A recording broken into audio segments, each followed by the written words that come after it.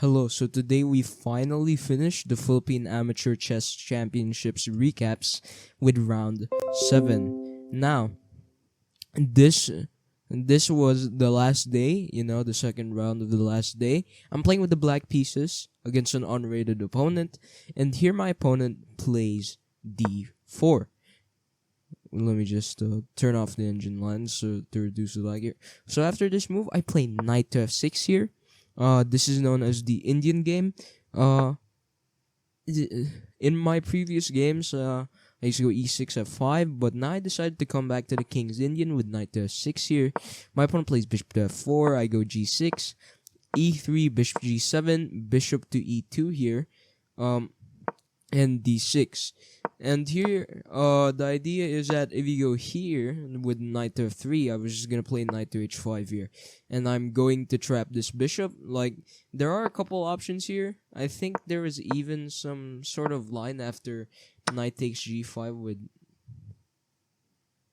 Was it this move or this? I'm not sure. Oh wait, no, that doesn't work. But I think there was a line here. Yeah, you can take this, and takes, this is possible. I think there is a line that goes along like that, like after knight f d2. I think there was like knight to f4 at some point. Wait, no, knight f d2 here. Yeah, I think there was this move, which is interesting. Yeah, I think this is a move, interestingly enough. But anyway, my opponent plays c4. I go castles. My opponent plays knight c3. I play knight b d7. Here the engine says c5 is a little better, and the idea is, I think, to develop the knight here and try to trade off the bishop if the knight comes to f3, I think. But I decided to go knight b d7 and then d5 so that I could recapture with the knight instead of the pawn, since I like the pawn controlling e5 here. And also this knight can support e5.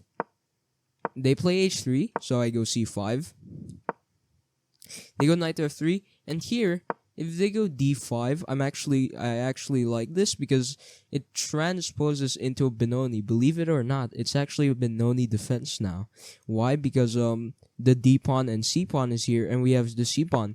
Now, if you know the Benoni, I play the Benko Gambit myself here. Let's say they go d5. And then knight to f6. This is the Benoni structure. And what you usually do is just play some random moves here. This pawn structure, it's similar to Sicilian Dragon as well. And with a pawn on d6, knight on f6, and a bishop fianchettoed. But instead of this, actually, what I play is the Benko Gambit. The Benko Gambit here. Like this, and then after like takes, I go here, and then here, and then here, and something like g6, here, let's say they go g3, or something, d6.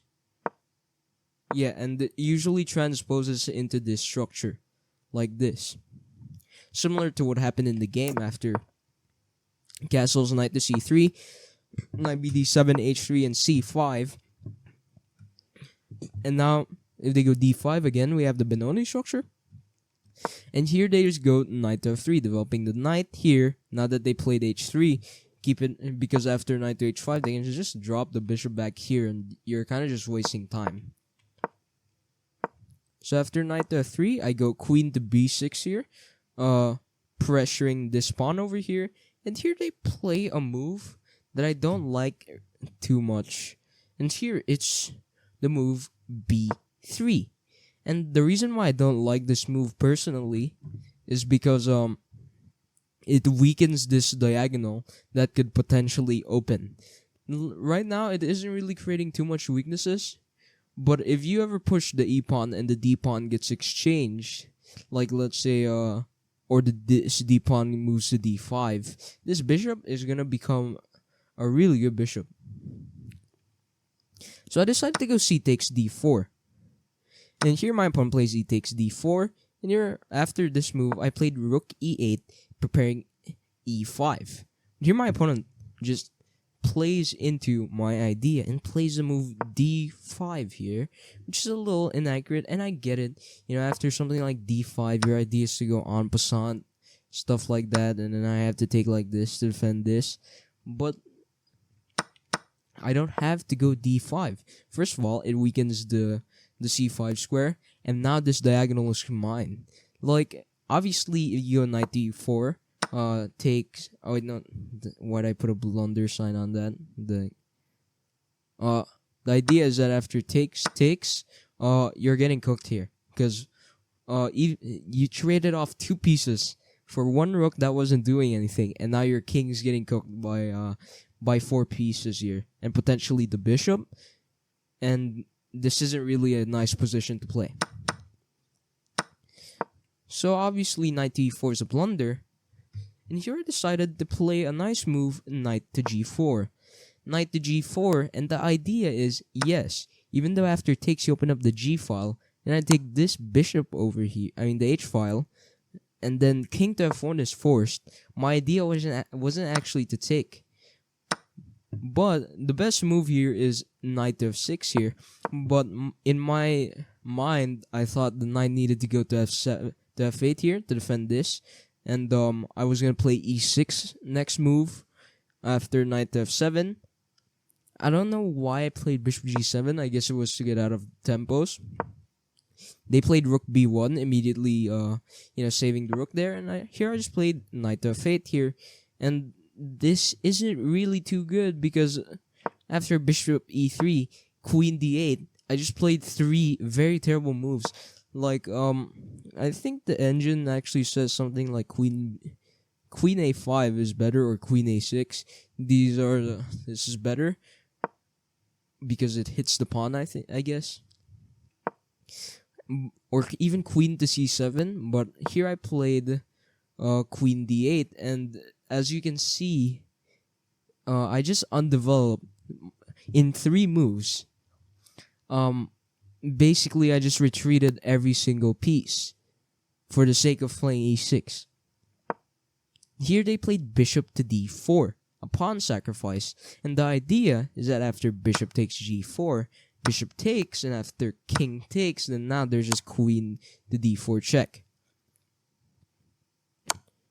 Queen to d4 check, and you hit the king and the bishop.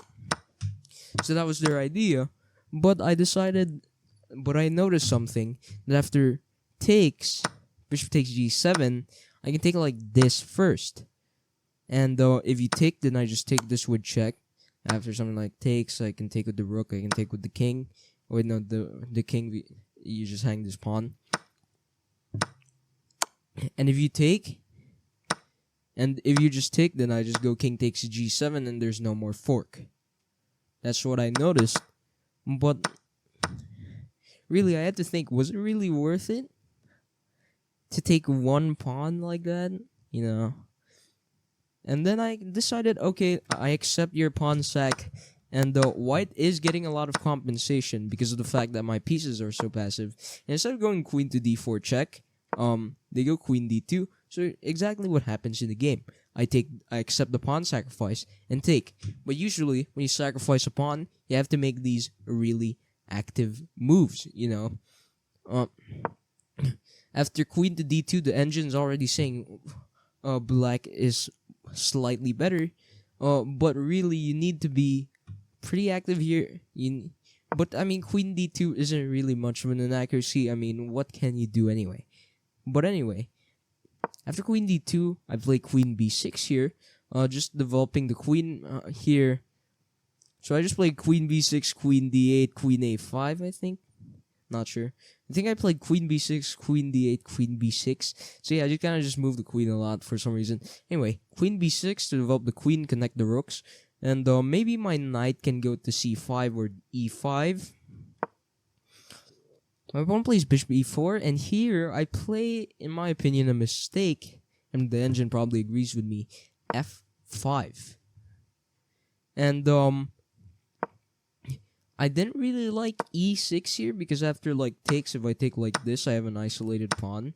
If I take like this, then this pawn is weakened, and additionally, even though it does open up the f file, they can just easily play f3. So I didn't really like that. I didn't really like e6, so I played f5 here. The idea is to sort of limit this bishop. And now the bishop doesn't really do anything. And here, my opponent plays queen to c3 check after king to g8. They make a huge mistake, and their mistake was slowing down with bishop to c2. Now, when you are attacking, you don't want to slow down. Bishop to c2, bishop to f3 is better here, because now I can't play e6 here, because after something like takes, and then I take with the rook, let's say, if I take with the knight, there's just a pin. And if I take with the rook, it's even worse. And what's gonna happen is, first of all, h7 is really weak. They can put a rook on the e file, so d6 is impossible. But they played bishop to c2, and suddenly e6 is now possible. And so I take that opportunity to immediately play e6. And then I take back with the rook. And I couldn't do that if the bishop was on f3, but I did that so I could double up on the e file. My opponent plays bishop d1. The idea is to try and get a bishop there. So I play knight d7 after bishop f3, knight f6 here. First of all, it blocks the queen's side of this diagonal. Secondly, it defends the h7 pawn. And maybe it can go to e4 if you're not careful. They played bishop d5. And in my opinion, once again, this is another mistake, because you don't really want to be trading pieces like that, because after takes, now you have a weakness here on d5. So I just go rook e5. And secondly, another key thing is it opens up this weak diagonal to the king here. And even though you might argue you get the c file, that's not really gonna do much when I take control of the e file here and then attack your king. So suddenly, their pawn sacrifice, the compensation is completely gone now. Now I'm the only one making active moves here. And yes, while this is threatened, like let's say, I don't know, I can take this, but you know, queen c4, I dislike queen a6 here. And yes, it does trade queens, but like, look at this garbage pawn structure. And this 2-pawn advantage isn't really felt, because they're all isolated. And on top of that, one of them is a double isolated pawn. So I didn't really feel the advantage there with taking the pawn here. So they played rook c1 here. And again, if I take there, maybe they can just go here. And they might be getting really active here though. So once again, I just decided, okay, let's just play rook a e8. And I'm not really worried about this move, queen c7, because of this move. Rook e1 check. And after takes, and then you just win the queen. So, they can't actually go queen c7. What do? They play queen to h3, threatening the pawn. Here I just played rook 5 e7. Now, both of my rooks are guarding both of the key important ranks here, the 7th rank and the 8th rank. And on top of that, I have full control over the e file here. This diagonal is really weak. This pawn is a weakness. And here they played g3, okay, freeing up a spot for the king. And here I just go queen d4. And actually, you can't defend the pawn, because after my pawn plays queen to g2, which is a blunder, you can pause the video to find the simple winning move here. The move is queen to d2. And this is a very nice move, because this tactic, first of all, that we're threatening to go to e1 here, because both of my rooks are doubled here. Now the queen hits the rook and this square here, and you can't actually defend the rook and this square at the same time, because the queen went to g2, so there's no like king g2 here. So they're just completely losing here. So they played queen to f3, you know, because there's not much you can do. So I just take here, and after king g2, I played rook e1 here, offering another exchange. Here my opponent probably should have just taken, and I was probably going to take with the queen here, and then play queen to e5, centralize the queen. Here, maybe put the rook on the c3 here, and then we're just completely cooking. But here my opponent just rushed, like after rook e1, like 10 seconds of thought, bro just played king h2.